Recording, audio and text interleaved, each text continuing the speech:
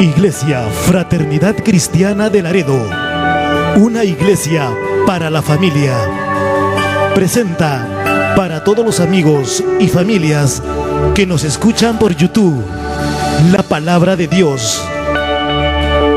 Te invitamos a nuestros servicios los jueves, montaña de oración a las 7 de la noche, y los domingos el culto de celebración, 6 de la tarde. Visítanos en Segundo Carbonel, Manzana G, lote 16, Urbanización Centenario, Laredo, Perú. Iglesia Fraternidad Cristiana de Laredo, una iglesia para la familia.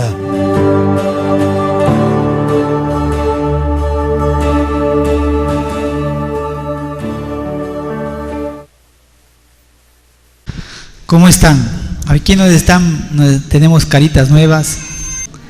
Bueno, Dios me los bendiga. Este día tenemos acerca de ¿qué? De la familia, ¿no? Bueno, acá la mayoría que está. ¿Cuántos matrimonios hay aquí en esta noche? Levanten su mano, que tienen pareja. 1, 2, Nuestra María. Casi la mayoría, ¿no? Amén. Entonces vamos a hablar acerca de la familia. Amén. Queremos hablar, esta semana tenemos el tema acerca de la familia. Y la iglesia que les habla, el pastor de la Iglesia Fraternidad Cristiana, creemos que la familia es muy importante. Tal es así que nosotros en el año hacemos una semana que le llamamos, hace muchos años atrás, el año anterior, el Festival de la Familia. Y tenemos una semana de la familia, a veces hacíamos en el año 2. ¿Por qué? Porque la iglesia lo constituye en la familia. Y así que si la familia marcha bien, las iglesias marchan bien. Y es por eso que es importante que nosotros, los padres, las madres, estén bien preparados acerca de lo que tiene que ver acerca de la familia. Amén. Y así que en Josué capítulo 24, verso 15, voy a empezar con ese texto. Vamos a hablar acerca del propósito. El tema es el propósito y las prioridades en la familia. Cuando yo hablo de familia, estoy hablando del papá, la mamá y estoy hablando de los hijos. ¿Cuál es la prioridad? ¿Cuál es el propósito? Y dice así en Josué 24:15. Toda la iglesia, ¿me puede repetir conmigo? Yo y mi casa serviremos a Jehová. ¿Quién lo dijo? Josué. Yo y mi casa serviremos a Jehová. En el Salmo 127:1 dice: si Jehová no edificare la casa, en vano trabajan los que la edifican. Cuando está hablando acá, no edificar en la casa, no está hablando de la estructura, lo que son los muros, el techo, no habla de eso. Sino está hablando en sí de la familia.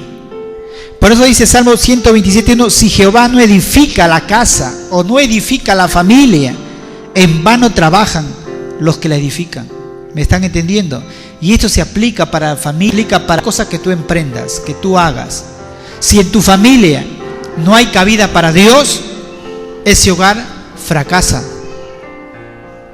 Si en tu hogar no hay cabida para Cristo, ese hogar está determinado a ser destruido. Y es por eso que muchas veces ahora los matrimonios se disuelven. 2 años, 3 años, 4 años. Hay familias que tienen 20 años de casados, 30 años de casados y se separan. Y cuando viene el divorcio, viene la separación de bienes.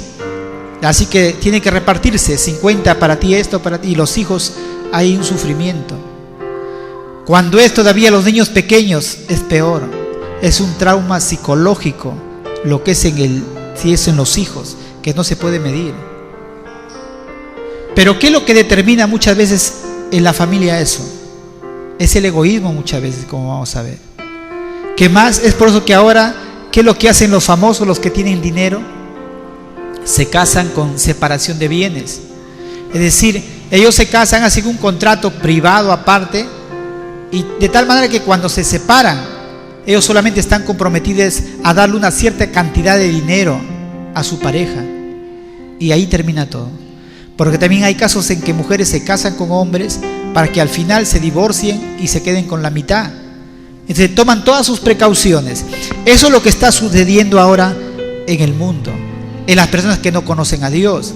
Dentro del evangelio, todo eso de los cristianos se está metiendo en el hogar también. ¿Y qué está sucediendo? En la época del 2000 casi, yo tuve la oportunidad de un amigo de participar en un estudio que se hizo del impacto de las familias que se habían ido al extranjero, y se hizo una encuesta. ¿Y cuál fue la encuesta? La encuesta fue que las personas que se habían ido, por ejemplo, a la Argentina, padres de familia, no había trabajo acá, había una crisis terrible en el tiempo de Alan García. ¿Qué es lo que sucedía? Muchas veces se iba la esposa a Argentina, que en ese tiempo estaba bien, y trabajaban en casa y ganaban bien. Así que se iba a trabajar y el esposo se quedaba. Si había hijos, se quedaban a cuidar, entre comillas, de los hijos, pero no es igual. Y se darán cuenta que en ese tiempo hubo, aquí en Laredo y en muchos lugares de nuestro país, hubo un incremento de lo que es el pandillaje. ¿Por qué? Porque el núcleo familiar no estaba como debía estar. La mujer lejos, el padre acá, y la mujer se iba y decía: voy a junto dinero y te envío y te vas y nos reunimos. ¿Y qué sucedía? No juntaban el dinero rápidamente, pasaba 1 año, 2 años. El hombre acá tenía otra relación. Y decía: no me voy, aquí me voy a quedar. Y la mujer mandaba el dinero y la mujer vivía con ese dinero a expensa de su mujer, que estaba trabajando en otro país, estaba con otra mujer. En otros casos, ¿qué hacían? Otra mujer estaba con otro, y así que enviaba el dinero nada más para sus hijos. Y así poco a poco se iba destruyendo el hogar. Porque un matrimonio es para que los dos estén juntos. No es para que el hombre, me voy a trabajar lejos 1 año, 2 años, la mujer acá, o viceversa. No es así. Ese no fue el plan de Dios. El plan de Dios no fue que el hombre y la mujer se separaran. El matrimonio no funciona de lejos. Por eso que hay un dicho que dice que relación, dice, de lejos es una relación de 3, dice. Siempre. ¿Qué es lo que necesita una relación? Comunicación, afecto. No solamente hablar por teléfono, sino conversar sus cosas y todas esas cuestiones. Entonces la familia es la célula de la sociedad.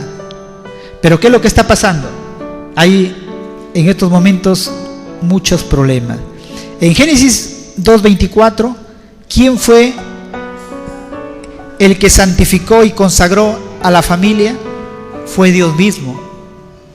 Y Él dijo: lo que Dios juntó, no lo separe el hombre. Así que la primera boda que se realizó fue en el jardín del Edén. Y Dios casó a la primera pareja, Adán y Eva. ¿Y qué el diablo, Satanás, sabe que la influencia poderosa que ejerce una familia bien constituida, cuando el papá está en los caminos de Dios, como sacerdote, como cabeza del hogar, y la esposa y los hijos en sujeción, es una influencia poderosa para la sociedad, para la humanidad. Pero ¿qué hace Satanás?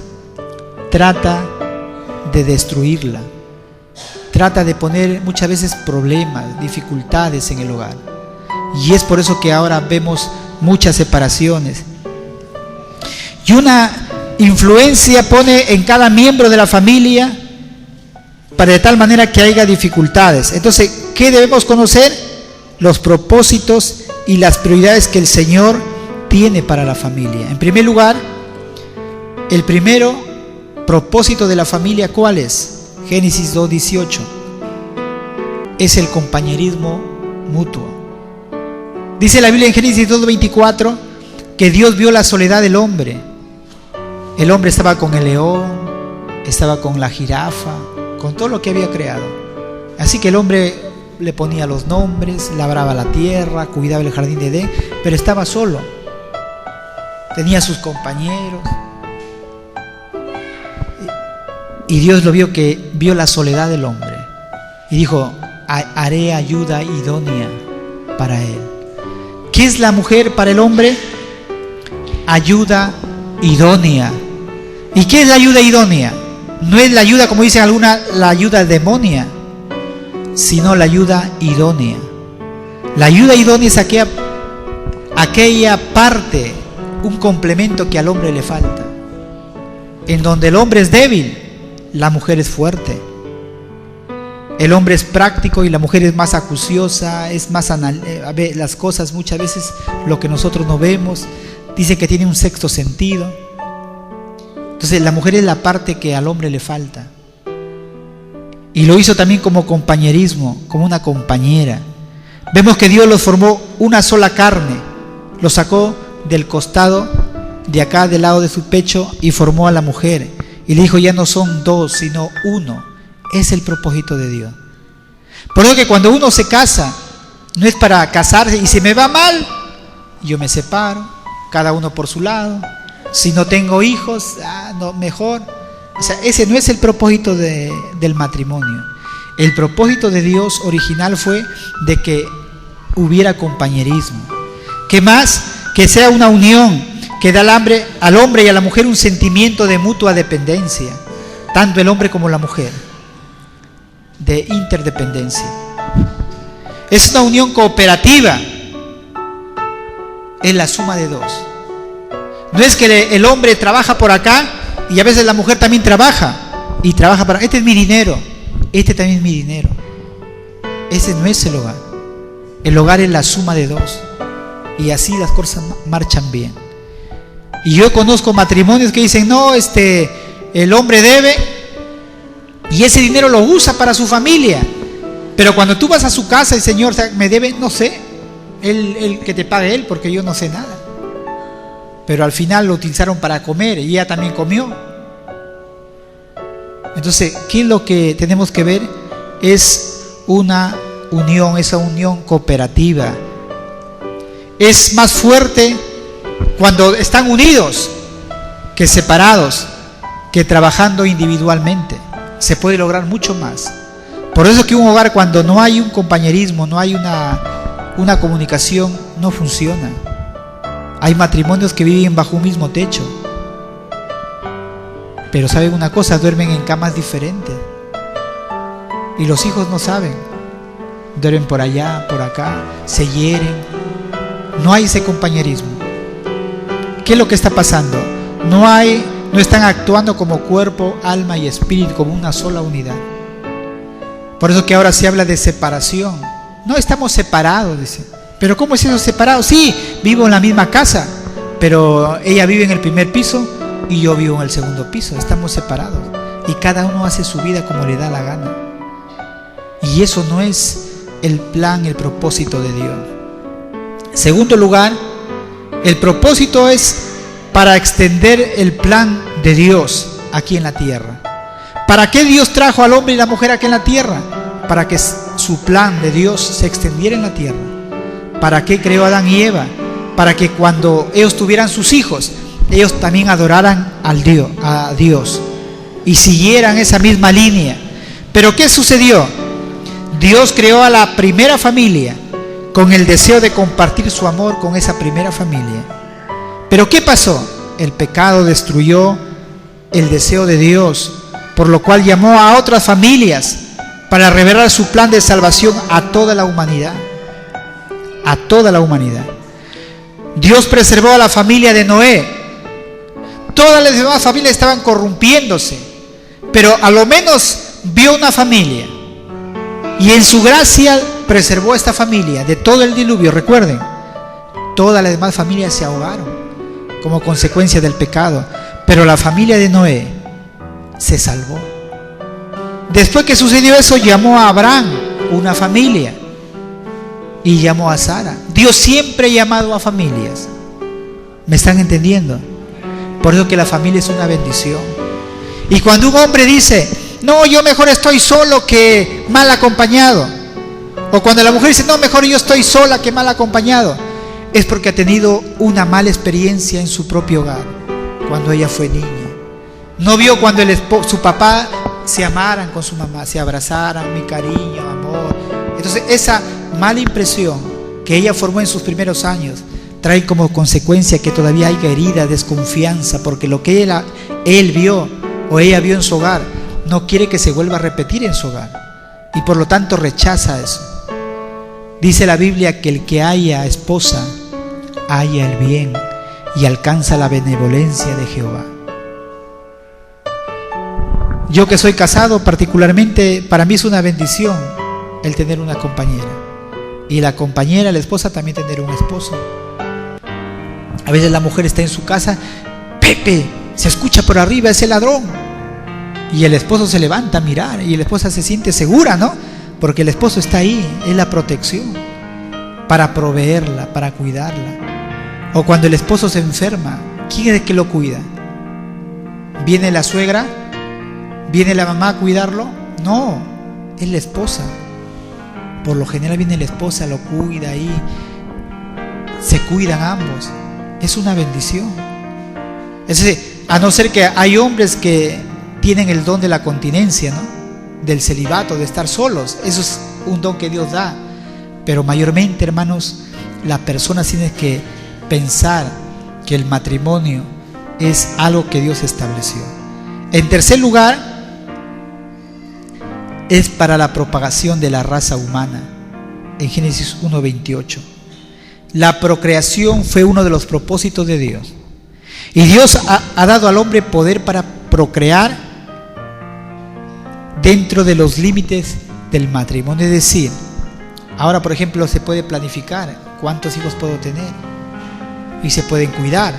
Es lo que Dios también ha dado al hombre y a la mujer.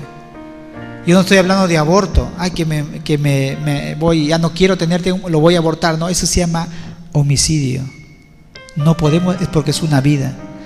Pero Dios hizo el propósito de la familia para propagar la raza humana. Una pareja puede planificar también sus relaciones íntimas con el fin de engendrar, pero debe reconocer que el control final pertenece a Dios. Es decir, tú te puedes cuidar y llega un momento que te embarazas. Yo me he tomado la pastilla, me he puesto esto, el preservativo, pero salí embarazado. Fue un descuido.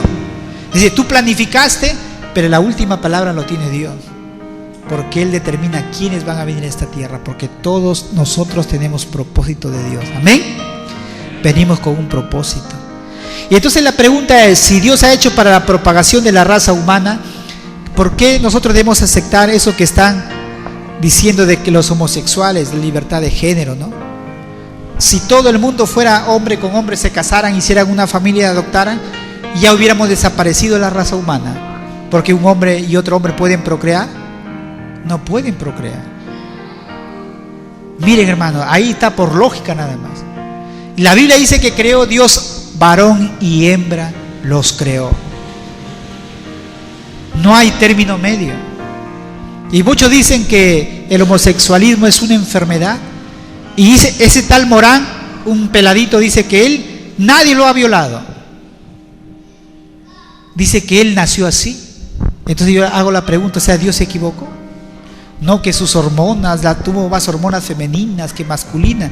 Dice la ciencia, hermano, que no hay, dice el gen gay. O sea, no hay un gen, hay genoma humano de hombre y mujer, X y Y, pero no, hasta ahorita la ciencia no descubre un gen que sea homosexual. Es la misma ciencia. Entonces tenemos que entender que la propagación es para propagación de la raza humana. Otro punto importante es establecer también los límites correctos. La familia fue creada para que establezca límites de protección, seguridad, afecto, amistad, enseñándoles un modelo de vida. Un hogar que proporciona un ambiente de confianza, de seguridad, de protección para cada uno de los miembros de la familia. Por eso que en el matrimonio no debe haber de que cuando a tu hijo esté en el colegio, le preguntan, ¿y tu mamá y tu papá son casados? ¿Y el niño qué diría? Bueno, como un joven le digo, ¿y tu esposa? Yo le pregunté, ¿es tu esposa? No, es mi combi. ¿Cómo mi combi? Es mi conviviente, me dice. Y yo pensé que le estaba fastidiando porque era gordita, ¿no? Y no, dice, es mi combi, mi conviviente. Hermanos, Dios ha establecido que lo correcto es que hombre y mujeres, si ya quieren unirse, es casarse. Si no, la convivencia, hermano, no es algo que, bueno, que ahorita se da. Dice, bueno, tienes que ponerte con un hombre, vive 2 años, convive con él para que se conozcan, para que vean si se complementan. Ese es el pensamiento que no es la voluntad de Dios. Eso significa fornicar. Y dice la Biblia en Gálatas 5:22 y en Apocalipsis que los fornicarios no heredarán el reino de los cielos. Es la palabra de Dios, no es mi palabra. En la Biblia está. Si yo quiero casarme, entonces yo tengo que analizar las consecuencias y las responsabilidades. Si a mí me gusta dormir, entonces ya tengo que levantarme temprano, porque tengo que proveer para mi esposa, para sus necesidades, vienen los hijos, casa, si yo quiero arrendar casa. O sea, es una serie de cosas. Entonces, como el hombre, no hablo de los que están aquí, hay ciertos hombres que son irresponsables, dicen, ¿para qué me voy a casar? Si yo me caso me estoy atando, así que si todo marcha mal, cada uno por su lado. ¿Por qué no se quieren casar? Porque no quieren asumir la plena responsabilidad. ¿Qué sería cuando un hijo, por ejemplo, nace fuera del matrimonio? ¿Cómo se les llama? Bastardos. Y eso trae traumas también en el hogar. Que a mí como hijo me digan que, oye, tu mamá y tú no se han casado, ¿no? ¿Se dan cuenta? Entonces por eso es importante que nosotros, el matrimonio tiene que establecerse en el orden correcto de Dios.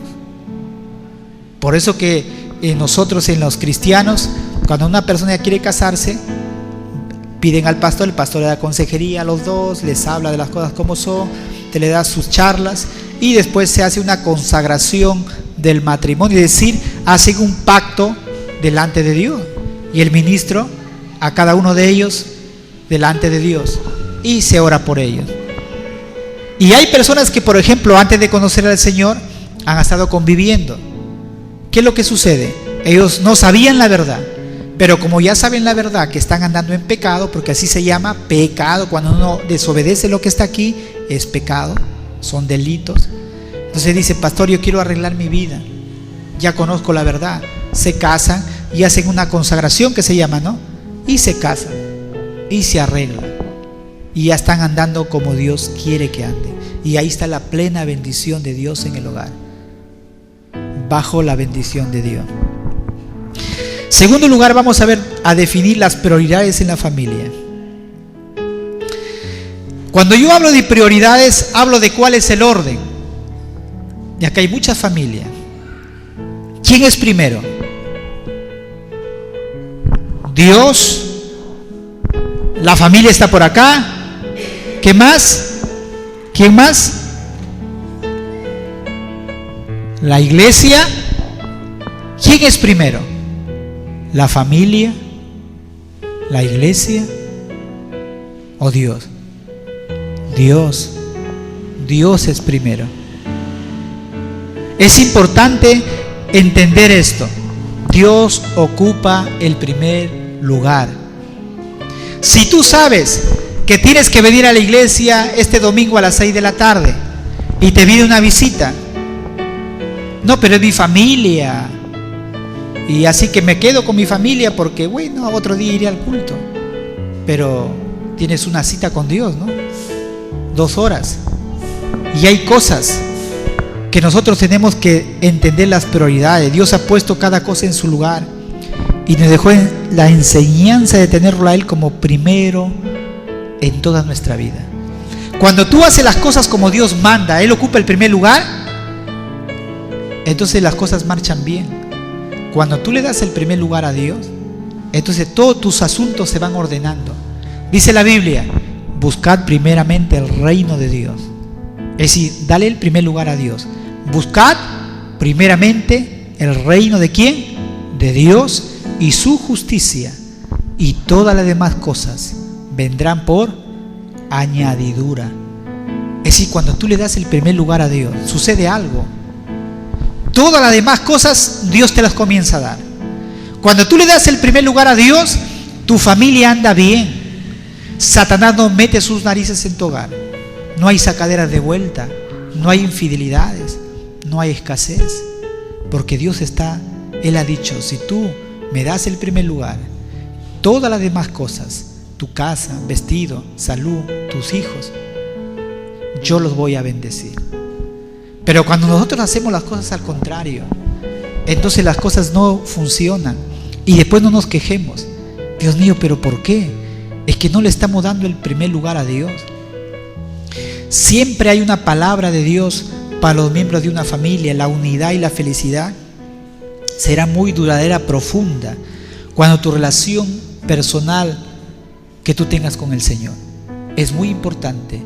Estos momentos que están acá, por ejemplo, de 2 horas nada más, tú trabajas toda la semana, 8 horas, algunos más, pero 2 días a la semana, un domingo, le estás dando tu tiempo al Señor, le estás dando tu tiempo, tus fuerzas, y hay una bendición que no se puede medir.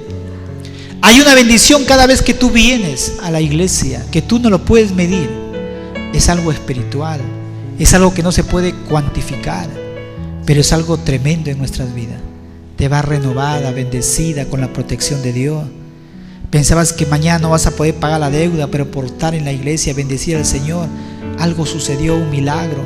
Y Dios siempre está cuidando a aquella persona que le pone en primer lugar a Dios en su vida. Amén. Dios tiene que ocupar el primer lugar en tu vida. Hay que ir ordenando eso en nuestras vidas. En segundo lugar está la familia. La familia debe ocupar el segundo puesto de importancia. Debemos proveer todo lo que necesite a la familia. Tú no puedes estar en la iglesia cantando, alabando a Dios cuando tus hijos en tu casa no tienen que comer, cuando tu esposa está resentida, cuando tu esposa siquiera está en puras sandalias, o tu esposa hay algo que muchas veces no le estamos proveyendo para lo que ella necesite. Entonces nosotros no podemos abandonar nuestra familia por las actividades de la iglesia. ¿Me está entendiendo? Usted no puede abandonar a su familia por las actividades de la iglesia. No confundan. Amén. Ahora, un ejemplo concreto. Hay personas que dicen, ¿sabes qué, esposa? Me voy a hacer la obra de Dios. Así que como a él le gusta cantar, se va a hacer la obra de Dios, pero deja su hogar, no trabaja. Así que lo deja su esposa a su hogar, ya me voy. A no ser que él deja a su esposa, mira, te voy a dejar esto en los días que yo no venga. Yo sé que Dios me va a bendecir y vengo, voy a traer la bendición a la casa. ¿Me están entendiendo? Un orden. No se puede dejar las cosas patas arriba. No se puede descuidar las cosas por decirme, yo estoy sirviendo a Dios, no estoy trabajando, no voy a trabajar porque me voy a meter en la iglesia de lleno. Eso puede hacerlo un soltero. Una persona que tal vez todavía no tenga familia y tiene todo el tiempo de dedicarse al Señor de lleno, más tiempo que otras personas. Pero un casado tiene responsabilidades. Por eso dice la Biblia, mira que aquel que no trabaje, entonces que no coma. Dios siempre ha llamado a gente ocupada. Dios no llama a gente ociosa. ¿Me están escuchando? Yo siempre lo digo eso. ¿Por qué le digo? Porque Dios siempre ha escogido a gente ocupada. Cuando lo llamó a Pedro, ¿qué estaba haciendo? Estaban pescando. Cuando llamó a otro, estaban remendando las redes. Estaban ocupados. Cuando lo llamó a Mateo, ¿qué estaba haciendo? Era cobrador de impuestos, trabajaba en la SUNAT, estaba contando las monedas, estaba en una ruta comercial donde él cobraba. O sea, era gente ocupada. Cuando Eliseo lo llamó a Elías, él estaba con su yunda arando y lo llamó. Ellos no estaban en la esquina cruzados así, jugando, oye, ¿y qué? No estaban en las esquinas. Entonces, Dios quiere que también cada uno de sus hijos seamos gente ocupada, trabajadora. La familia es importante. Tenemos que ganar también a la familia que no conoce al Señor. Puede ser tu madre, tu padre, tu esposo, tus hijos. Dios no hace acepción de personas. Mi deber es predicar.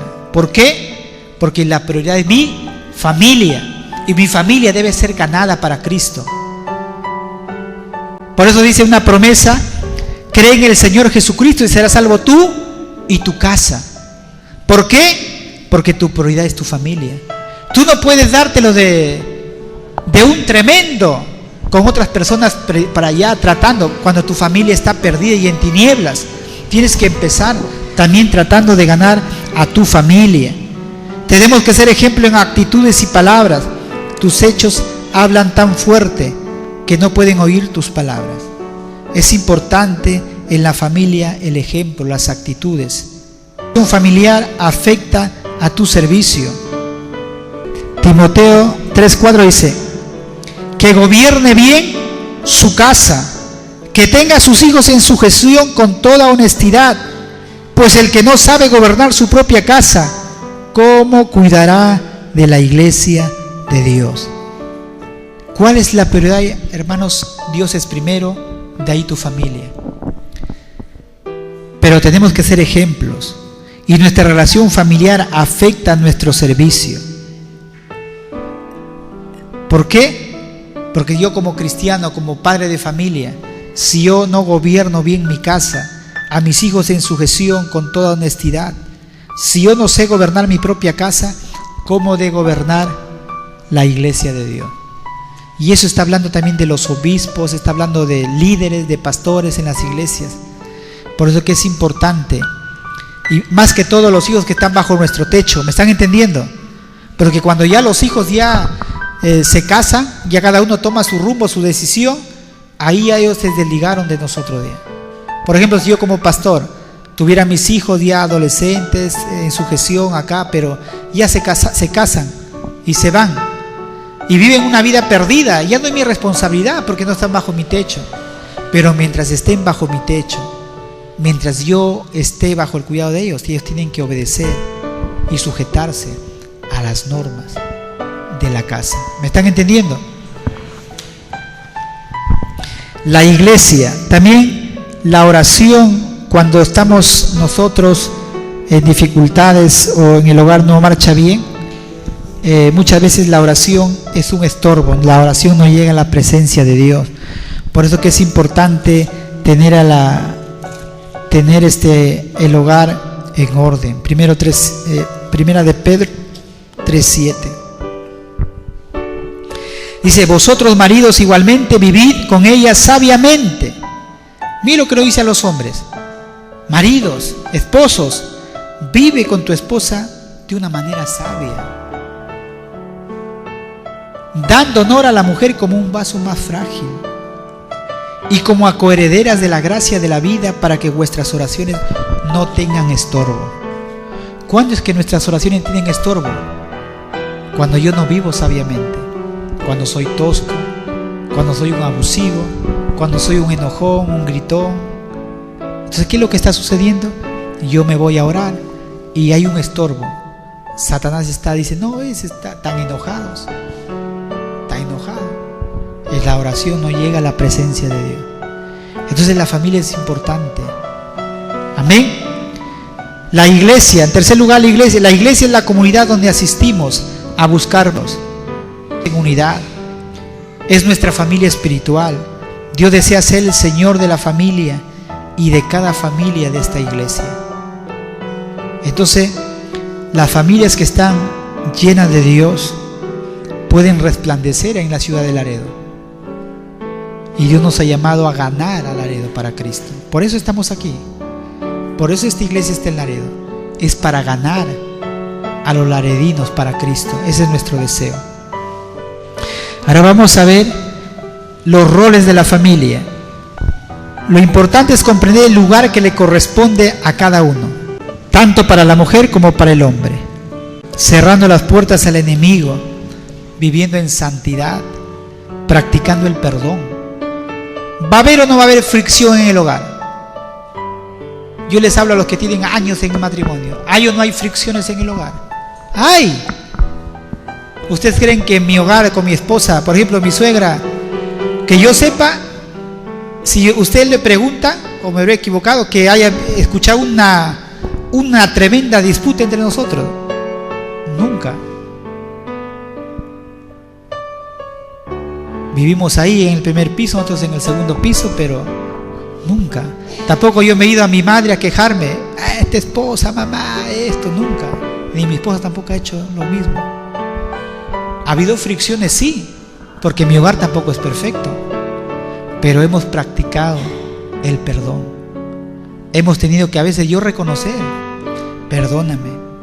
Ella, mi esposa, en mis inicios era más difícil a veces pedir perdón. Yo tenía que pedir perdón hasta que aprendió, y ambos ahora nos pedimos perdón, perdóname. Entonces el hombre tiene que dar el ejemplo muchas veces, porque el hombre es cabeza del hogar. Pero el hombre a veces se pone en una actitud, no, pero ella empezó, ella es su culpa y tiene, pero muchas veces no sucede así.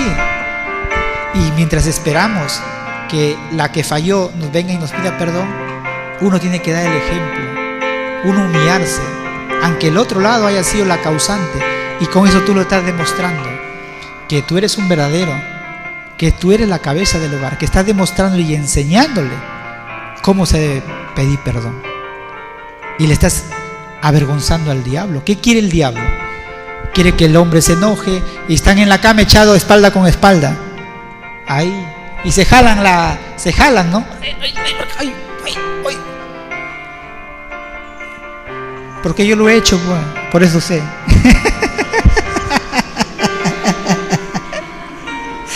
Entonces parece un ring la cama, ¿no? Tiene 4 perillas, parece un ring. Entonces la mujer jala, el otro jala, ¿qué esto? ¿Qué te has creído? ¿Qué es tipo? Y a uno no se hablan, a uno sin silencio, ahí está. Pero siempre tiene que venir la palabra de Dios a nuestra mente. Dice, no deis lugar al diablo. No permitas que el enojo perdure todo el día. Si tú pasas un día, Satanás gana ventaja, porque ese enojo se transforma en ira, y esa ira se empieza a transformar en resentimiento, y se empieza a ser como un árbol, a enraizarse más. Y es por eso que los matrimonios a veces están 4 años, 5 años, 10 años, pero no se pidieron perdón, y llega un momento que ya esa relación no da para más, y cada uno toma su lugar, ya no se puede, ya me voy. Están heridos porque nunca practicaron ese perdóname. Y cuando hay esa reconciliación, un perdón de todo corazón, todo empieza de cero nuevamente, y ya no tienes que tú estar diciendo, mira, tu culpa, no cambias. Ese no es un perdón, ya pasó. No tienes que tú estar diciéndolo, sí, me fallas y haces lo mismo, vuelta, siempre lo mismo, no cambias tú. Ya no tiene que haber eso en nuestro vocabulario. Perdón es perdón. O cuando tú le fallas a Dios, ora, Señor, perdóname. Y Dios dice, ¿qué? En este año me estás como 3.400 veces ya pidiendo perdón y haces lo mismo. Dios no te hace eso. Jesús te perdona. Y nosotros tenemos que perdonar. Por eso Pedro dijo, Señor, ¿cuántas veces debo perdonar a mi hermano que me ofende? Mire, mi hermano que me ofende. O sea, él no estaba ofendiendo, sino la otra parte era el ofensor. Y Jesús le dijo, 70 veces 7. No le está hablando de un número. Le está hablando, hermanos, de que no hay que tomar en cuenta la ofensa, sino que nuestra responsabilidad es perdonar. Es perdonar. Cuando te pidan perdón, tienes que perdonar. Lo más triste es que la gente no quiere pedir perdón, y ahí está el problema. Y Satanás empieza, hermanos, y eso lo utiliza. Por eso que los matrimonios se separan y no marcha bien, hermanos, es porque uno de ellos no da su brazo a torcer. El orgullo. Y el orgullo destruye muchas relaciones. Y cuando el hombre, hermanos, ya se encuentra con otra mujer, se separa y dice, realmente yo tengo la culpa, dice, porque si hubiera puesto más de tiempo a mi esposa, o lo hubiera un poco yo humillado, me hubiera bajado, hubiera solucionado el problema, pero ya es demasiado tarde. Y con el otro hogar tiene que poner de su parte. Yo pienso que cuando uno se conoce con una persona, uno empieza de cero, ¿no? Y invierte mucho tiempo para conocerse el carácter, el temperamento. Y yo digo, pucha, que una persona se separe y comience, es empezar vuelta de cero. Entonces es todas esas cosas que tiene que ver. ¿Qué es lo más que tiene que ver? Dice en Corintios 11:3, ¿cuál es el orden de autoridad y sujeción en el hogar? Y eso a veces no nos gusta, dice que Cristo es la cabeza del hombre. ¿Quién es la cabeza del hombre? Cristo. Por ejemplo, ¿quién es mi cabeza en mi hogar mío? Es Cristo, es la cabeza. Después, el varón dice que es la cabeza de la mujer. Ese es el orden que está ahí. Pero quiero que sepáis que Cristo es la cabeza del hombre. Cristo es mi cabeza. Y el varón es la cabeza de la mujer. Ahí está. ¿Qué más? Que cuando yo digo que Cristo es la cabeza, quiere decir que Él es el Señor. Yo me tengo que sujetar a Cristo, a Él, lo que dice su palabra. Si su palabra dice que yo debo tratar a mi esposa como un vaso frágil, yo digo, amén, Señor. Se dice que yo debo perdonar, amén, Señor. ¿Se dan cuenta? Porque ¿quién es mi cabeza? Cristo, y entonces yo tengo que obedecerle a Él. Pero después dice que el varón es la cabeza de la mujer. ¿La mujer a quién debe sujetarse? Al esposo. Es un orden. La mujer al hombre y el hombre a Cristo.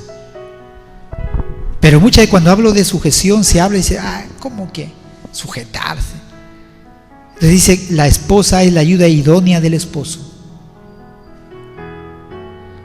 Dice Colosenses 3:20, hijos, obedeced a vuestros padres en todo, porque esto agrada al Señor.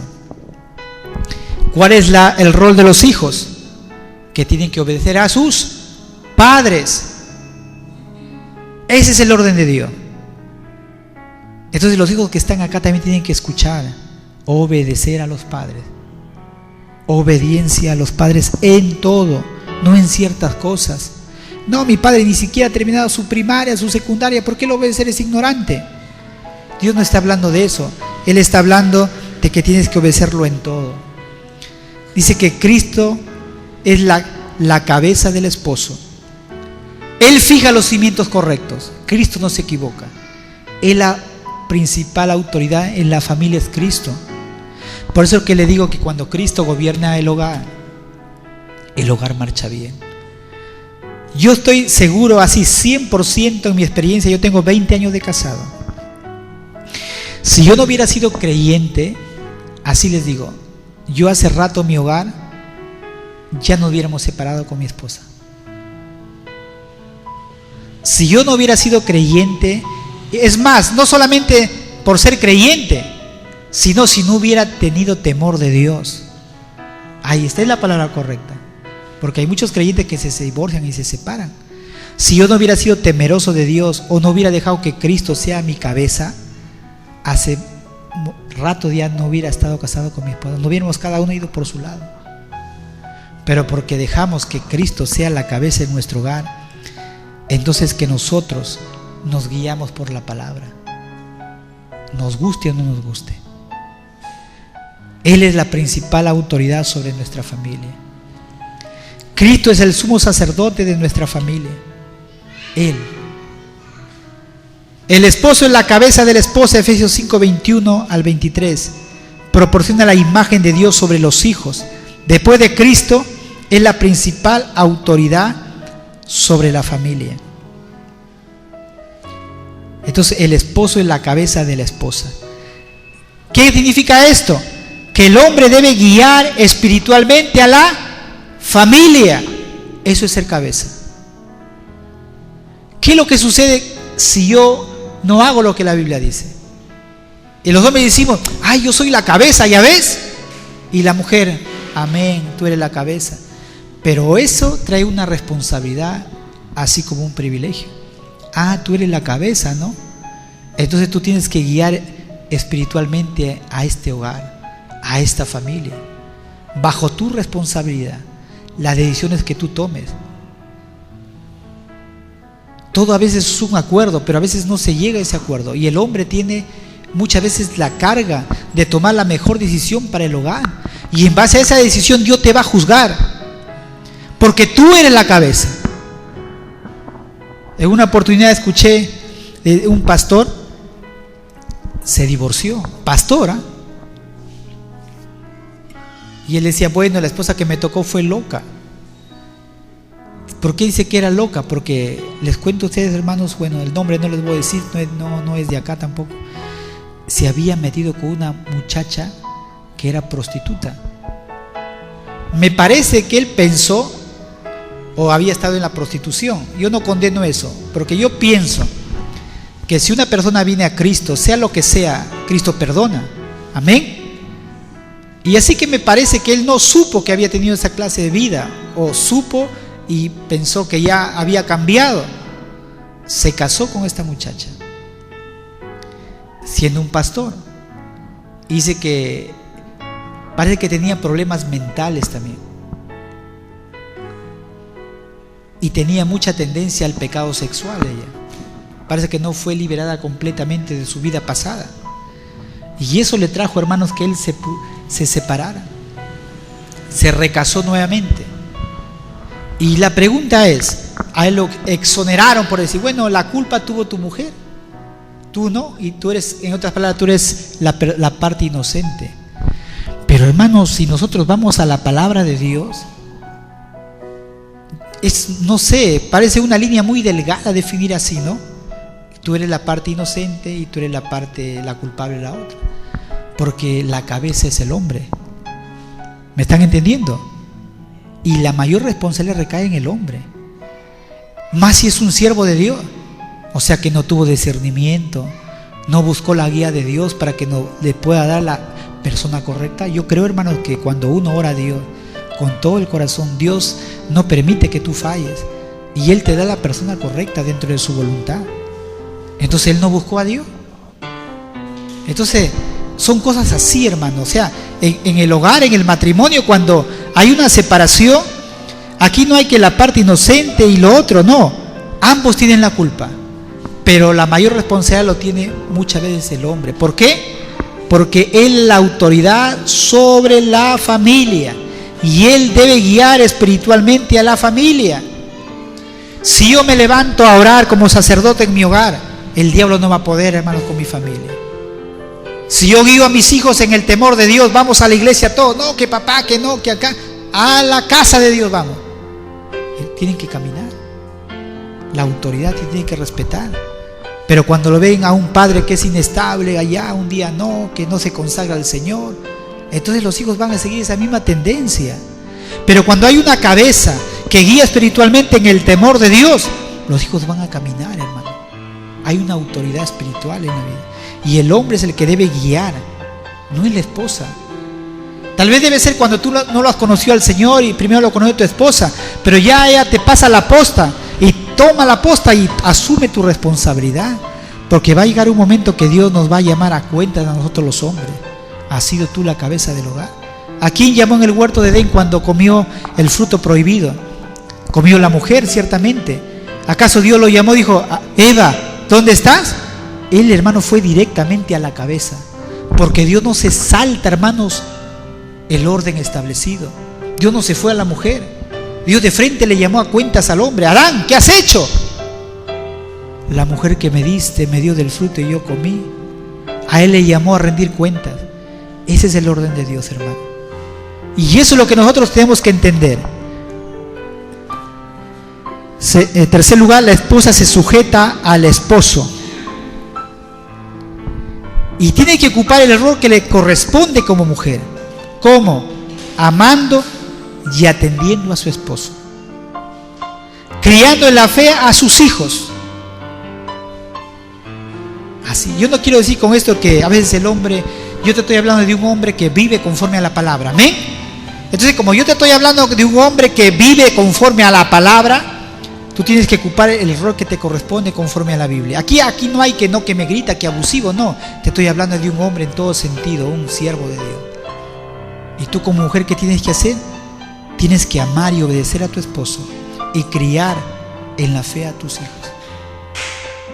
Pero muchas veces la mujer no se sujeta, hermano, y ahí están los problemas. ¿Qué es lo que sucede en el hogar? La mujer muchas veces se pone boca a boca con el hombre, y el hombre lo que siempre reclamará será, por eso dice la Biblia, que debe respetar al esposo. Y cuando la mujer se pone boca con el hombre, a veces el mundano, ¿qué es lo que hace? Lo agarra a patada, lo golpea. O sea, no es loco tampoco, con esto quiero justificar. Pero muchas de las cosas suceden cuando, hermanos, se ponen así. La mujer sabia sabe que ese momento no es preciso. Y hay mujeres todavía que viene su marido, por ejemplo, cristianas borrachos, ellos no lo están reclamando, pero ahí viene, se gasta todo el dinero, que dice, ¿qué? Sinvergüenza. ¿Qué lo ves? Ese hombre está con el diablo, hermano. Está bebido, está alcohólico, y no vas a gastar tus palabras por las puras. ¿Qué es lo que tú vas a hacer con una mujer de Dios? Le das su comida, acuéstate ahí, al otro día oras por él, lo tratas bien, hermanos. Pero si tú te pones a pelear, a reclamarle a un borracho, es como si le hablaras a la pared, y ahí vienen los problemas, pues. ¿Qué hace el borracho? Te agarra, haga patadas, y vienen las peleas. Tiene que la mujer también cristiana, si tiene un esposo así, orar al Señor bastante, orar. En último lugar, los hijos deben ser obedientes a los padres. Está en Efesios 6, 1 al 2. Los hijos son un préstamo de Dios. ¿Por qué? Dice, herencia de Jehová son los hijos. Es un regalo de Dios. Son un préstamo. ¿Para qué te los da Dios? Para que tú los formes, para que tú lo cuides. Dios también te va a dar a llamar a cuentas qué es lo que has hecho tú con tus hijos. Dicen que en el infierno hay un texto en la Biblia que habla, dice que ahí se hará el rechinar de dientes, ¿no? ¿Y qué es el rechinar de dientes? Suenan así. O sea, diente con diente, el rechinar. ¿Cuándo tú rechinas dientes? Cuando hay un terror terrible que tú ves, cuando las rodillas se te pegan, ¿no? Cuando hay un miedo. Dice que en el infierno será el rechinar de dientes. Ahí estará la hija maldiciéndolo a la madre y le dirá, maldita, por tu culpa estoy en el infierno. Nunca me hablaste de Dios, nunca me llevaste a la iglesia. Y si es una cristiana que está en el infierno, o ha estado en la iglesia y está en el infierno, lo maldecirá a su hija. Por tu culpa, maldita, estoy aquí, porque no viviste una vida que le agrada a Dios, una vida hipócrita, y seguí tus ejemplos. Seguí una vida perdida como tú, de doble cara. Mira, hermano, así en el infierno. Entonces, hermanos, nosotros, ¿qué estamos haciendo con nuestros hijos? Con lo que Dios nos ha dado. ¿Qué es lo que estamos haciendo? Yo me acuerdo que le dije a un pastor así de esta manera. Me dijo, hermano, me dijo, un consiervo. Y muchas veces nosotros lo decimos por decir, ¿no? Y me dijo, tú no tienes hijos, ¿no? No, le digo. Entonces me dice, no sé, yo le dije, bueno, le dije, sí, pero ¿quién va a ver por ti? Me dijo, ya me acuerdo. ¿Quién va a ver por ti? Me dijo. Bueno, le dije, yo pienso de que yo conozco muchos matrimonios que tienen varios hijos y ni uno ve por ellos. Y me dijo, no, sí, pero si tú los crías bien, uno de ellos va a ver por ti. Miren, o sea, depende también cómo tú les formes a tus hijos, ¿no? Y en parte tienes razón. Claro, yo estoy hablando de esos hijos degenerados, ¿no? Que tienen a sus padres y los dejan, ¿no? ¿Por qué creen que hay tantos ancianos muchas veces pidiendo limosna y sus hijos son profesionales? Porque no asumen su responsabilidad de amor paternal a sus padres. Habrá resentimiento, ¿qué habrán hecho sus padres? Y los dejan. Pero yo creo que cuando una madre y un padre les da mucho cariño a sus hijos, los hijos no tienen por qué pagarles con la misma moneda, ¿no? Bueno, no, sino ser un hijo ya desnaturalizado. Entonces, los hijos son un préstamo de Dios. El mandamiento dice, honra a tu padre y a tu madre. Entonces, los hijos tienen la obligación de reconocer la sabiduría y el conocimiento de sus padres. Y les he prometido la prolongación de sus días.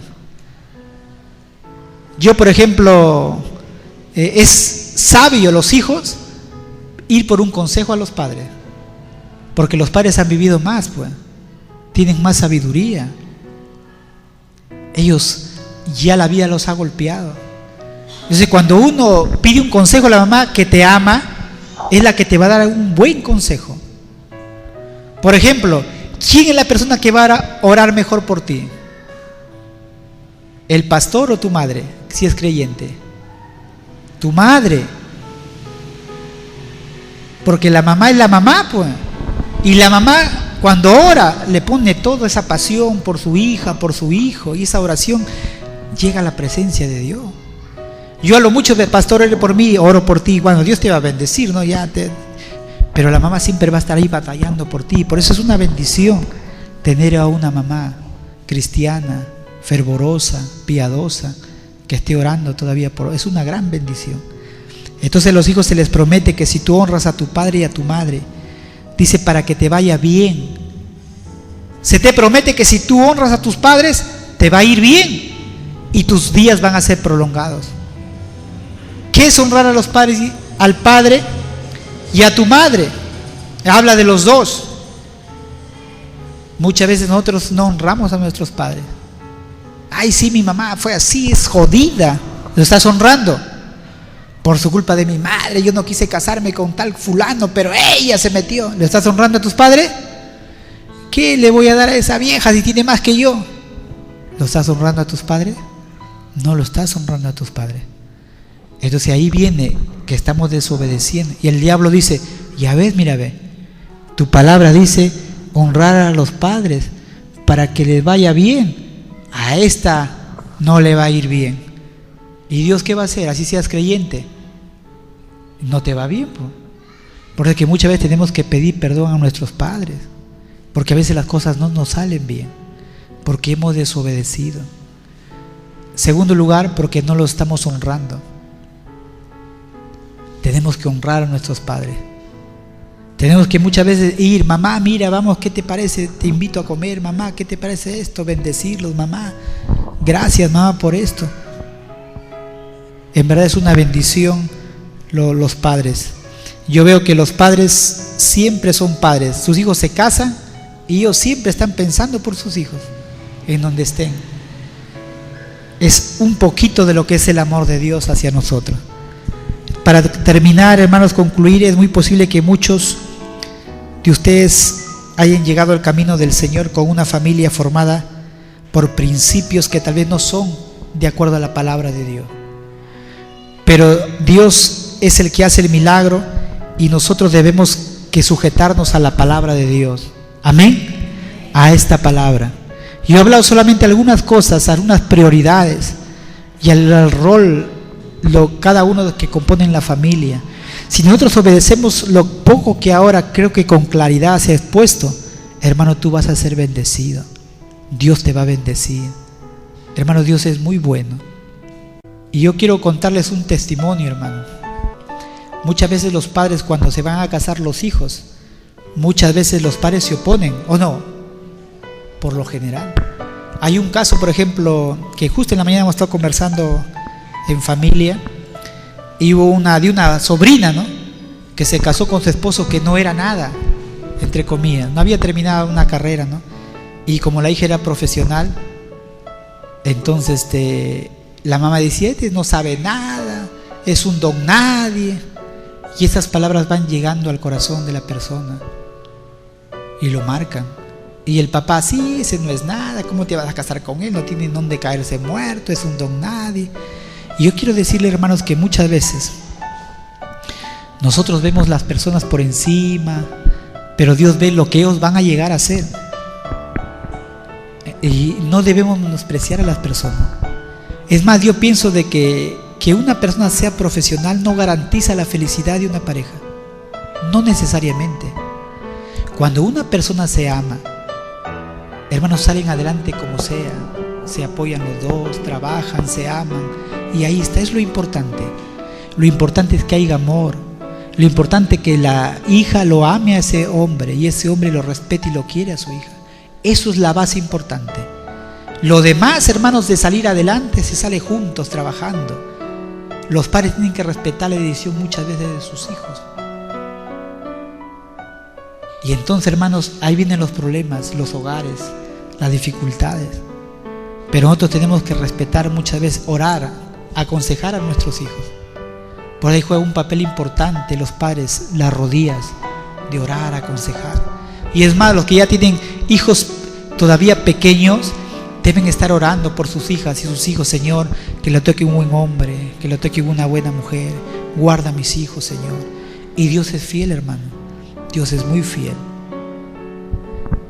Yo me acuerdo que hay cosas también que uno como hijo debe hacer. Yo me acuerdo que con mis padres, lo hice creo que el año pasado, no me acuerdo, y yo les, por ciertas cosas que pasaron también en nosotros, ¿no?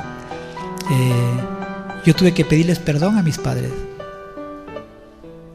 Pedirles perdón a ellos por cualquier cosa que yo haya ofendido sus corazones, que tal vez ellos pensaron o tal vez no hacer lo que ellos decían, porque también los padres se equivocan. Los padres no son perfectos, ¿me están entendiendo? Pero muchas veces los padres lo hacen con todo su corazón.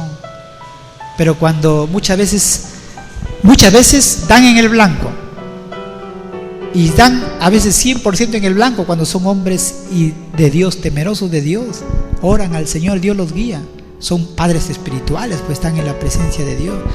Pero muchas veces cuando los padres andan de aquí para allá, muchas veces se equivocan también, o muchas veces atienden lo que dice la gente, lo que habla la gente, pero no se dan el tiempo de tratar de cultivar, de comunicarse con la futura nuera que van a tener en su hogar, ¿no? Y conocerse, sus sentimientos, sus ideas, sus proyectos. Eso es bueno.